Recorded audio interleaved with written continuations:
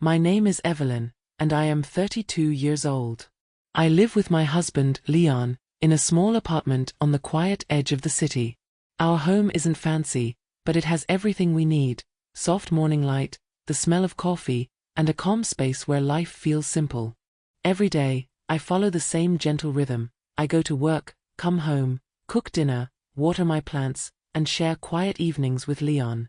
We usually talk about small things: his job, my day, weekend plans. Nothing dramatic. Nothing loud. Just peaceful moments that made me believe our marriage was steady and warm. For a long time, I truly thought I had a good life. A safe life.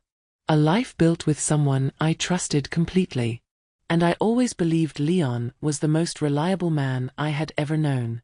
Back then, I didn't realize how quickly a perfect picture could start to crack. Our life back then felt effortlessly peaceful. Every morning started the same way. I would wake up a little earlier, prepare a simple breakfast, usually toast, eggs, and Leon's favorite black coffee, and place everything on the small wooden table near the window. Leon always walked out of the bedroom with messy hair and a sleepy smile, pretending he wasn't hungry even though he always finished every bite. Those quiet mornings made me believe we were building something steady, something real. After work, we spent most evenings together. Sometimes we watched old movies on the tiny TV we bought when we first moved in.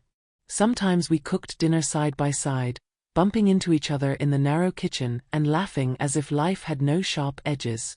He often shared funny stories from his company, little office mishaps, jokes from his colleagues, or random things he noticed during the day.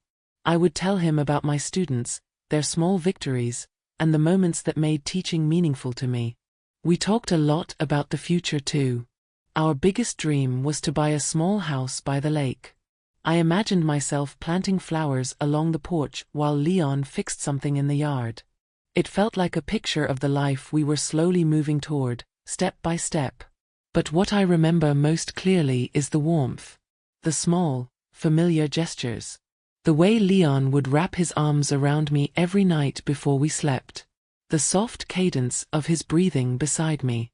The feeling that I was safe, loved, and chosen. Looking back now, I realize those peaceful days were the foundation of my trust, the very trust that made the coming storm so devastating. Nights used to be quiet in our apartment. Leon and I would fall asleep to the soft hum of the city outside our window. But one night, just past midnight, a sharp ringtone cut through the silence. It startled me awake. Leon's phone lit up on the nightstand, and on the screen, I saw only 2 words: unknown number. I sat up, still half asleep, and reached toward the phone to hand it to Leon. But before my fingers touched it, he grabbed it quickly, turned away from me, and pressed the power button to silence the call. "It's probably a wrong number," he said, not looking at me. Something in his voice didn't match the explanation. It was too quick, too rehearsed, almost as if he had waited for an excuse to use it. The next night, the same number called again. This time, Leon didn't even let the ring finish. He stepped away from the bed, moved toward the hallway, and rejected the call instantly. He didn't offer an explanation, and I didn't ask, but my mind didn't stop questioning. And then it kept happening. Night after night. Always past midnight. Always unknown number. Always the same reaction from Leon, walking away, lowering his voice, turning off the screen the moment I appeared. My calm, predictable life began to unravel in the quietest, smallest ways. I'd lie awake long after the calls ended, listening to the rhythm of Leon's breathing, wondering if it was the breath of a man hiding something, or if I was imagining everything. I wanted to trust him. I really did. But trust feels different when it starts to slip. It becomes heavy, painful, and it slowly eats away at you. The moment that changed everything came on a rainy Thursday night. The call came again, vibration only, no sound. I wasn't asleep this time. I got up to get a glass of water from the kitchen, and as I walked back, I saw Leon standing in the living room, facing the window, phone pressed to his ear. His voice was low, almost a whisper. But the voice on the other end wasn't his. It was a woman. And I heard it clearly, just before Leon noticed me standing behind him. "Where are you? I've been waiting." He froze. His thumb slammed against the screen, ending the call. Our eyes met. For a second, neither of us spoke. The air felt heavy, like the room itself knew something had shattered. I didn't say anything. I didn't need to. My heart had already fallen to the floor. But without proof, without answers, without courage, I swallowed the pain and walked back to the bedroom, quietly carrying the beginning of a truth I was terrified to face. I remember the moment with painful clarity, the night everything finally broke. The phone rang again, that same unknown number glowing in the dark room like a warning. Leon reached for it out of habit, his expression tightening for a split second. But this time, I didn't stay still. Something inside me snapped. I stepped forward, grabbed the phone before he could touch it, and pressed the answer button with trembling fingers. A young woman's voice came through immediately, soft, intimate, and far too familiar with my husband. "Leon, you promised you'd come tonight." Her tone wasn't confused. It wasn't accidental. It was the voice of someone who believed she had the right to wait for him. My breath froze in my chest. The room around me seemed to tilt. Before I could say a word, Leon lunged forward and snatched the phone from my hand, ending the call so fast it felt violent. We stared at each other. Him breathing hard, me barely breathing at all. "What was that?" I whispered. A whisper, because if I spoke any louder, I knew I would break. Leon ran a hand through his hair, pacing, muttering something about misunderstandings. But the lie crumbled almost immediately. His shoulders slumped. His eyes dropped to the floor. And then he said it. "It's true. I've been seeing someone. For a few months."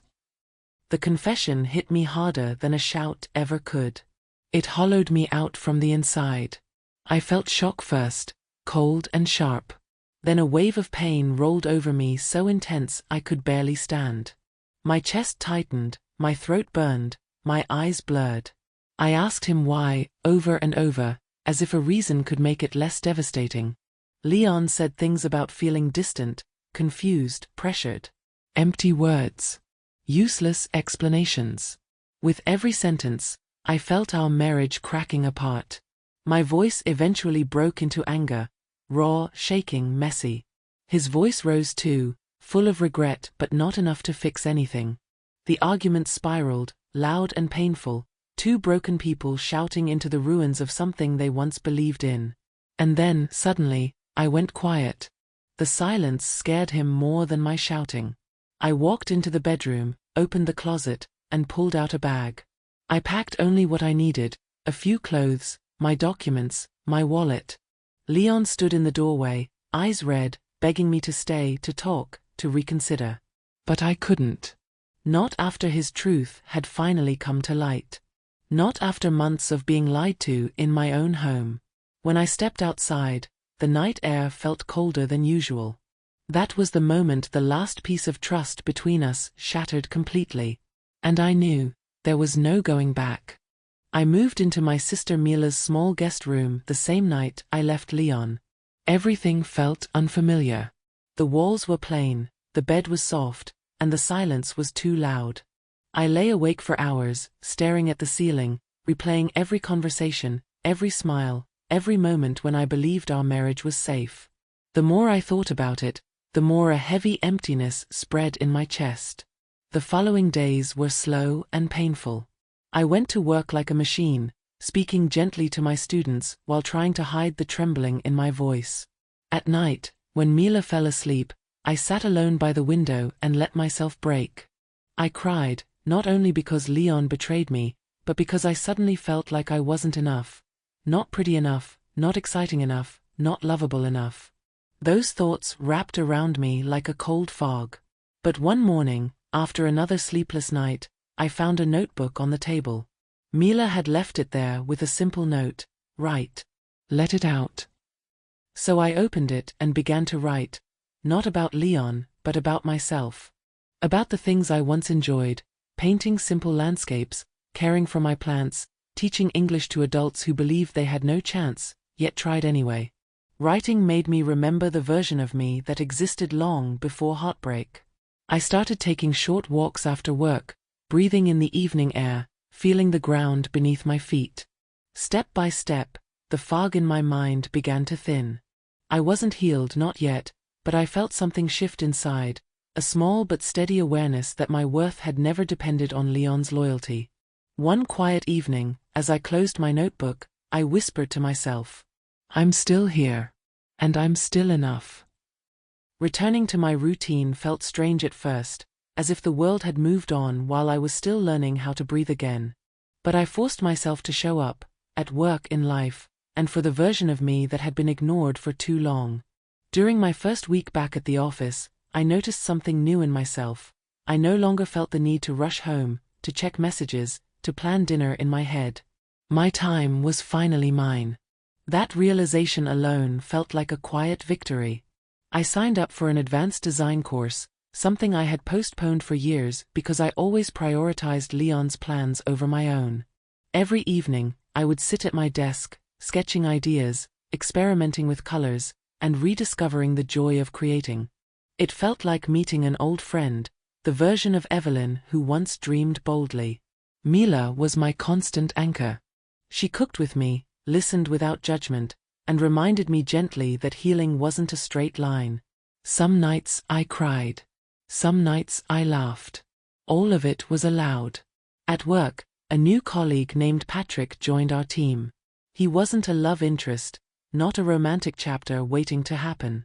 He was simply kind, the type of person who held doors open, remembered small details, and respected boundaries. One day he said to me, "You deserve peace, Evelyn. Don't forget that." It wasn't flirtation. It was a reminder I didn't know I needed. Slowly, I rebuilt myself through small things, morning walks, buying flowers for my desk, cooking meals I enjoyed, not meals I thought someone else would prefer. I learned to listen to my own voice again, a voice I had silenced for far too long. By the end of those months, I realized I wasn't just recovering from heartbreak. I was transforming. I felt stronger, clearer, lighter, not because someone else came to save me, but because I finally chose to save myself. And for the first time in a long while, I felt truly free. I now live in a small apartment filled with warm sunlight, soft colors, and the quiet peace I once thought I would only feel beside Leon. Standing by the window, I watch the city moving below me, people rushing, laughing, living, and I realize I'm finally part of that flow again. I'm no longer frozen in the moment when my world collapsed. Looking back, my story feels like a long and uneven road, falling in love, trusting deeply, being broken, losing myself, and then slowly learning to breathe again. I used to think pain was something that destroyed people. But now I know the truth. It only destroys the parts of you that were never meant to stay. What remains is stronger, clearer, and more honest. I remember the nights I cried until my chest ached, and the mornings when I didn't want to get out of bed. I remember the fear of starting over, the emptiness of letting go, and the anger that followed me like a shadow. But I also remember the small victories. My first laugh after weeks of silence, the day I finished my new design course, the moment I signed the lease for this apartment. Piece by piece, I rebuilt myself. Today, I'm not defined by betrayal anymore. I'm defined by the way I rose again. And that is the message I want to leave with you. Pain doesn't destroy you. It reveals the strength you forgot you had. If you were standing where I am now, would you stay and forgive, or would you choose to walk away? Share your thoughts in the comments, and don't forget to subscribe for more emotional English stories to improve your listening skills.